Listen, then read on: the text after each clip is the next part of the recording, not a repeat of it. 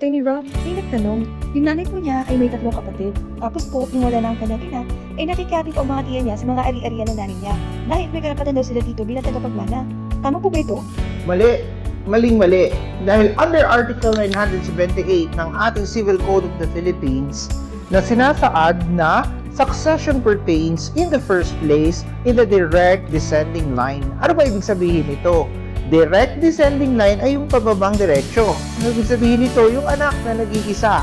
Kung halimbawa si Maria, siya ang ina, tapos si Juana ang anak, ang magmamana ay si Juana. Hindi ito pataas. Kailan na nangyayari ang pataas? Kapag wala na sa direct descending line. So, aakyat. Pagka wala na dun sa taas na direct ascending line, ay doon pa lang pupunta sa collateral relatives na kung saan nabibilang ang kanyang mga tiyo o tiya.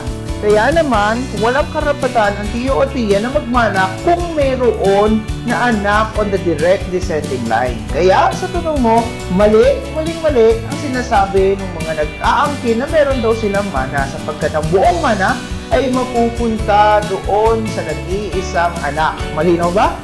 Opo, Attorney. Maraming salamat sa pagbibigay nila. Okay, you're welcome. O sa mga nanonood, don't forget to like, share, and subscribe, and visit my YouTube channel which is Attorney Rob Gozon na kung saan ay marami tayong tatalakayin na napakagandang mga topics na makakatulong sa inyo sa pang-araw-araw ninyong buhay para maprotektahan ang inyong mga karapatan.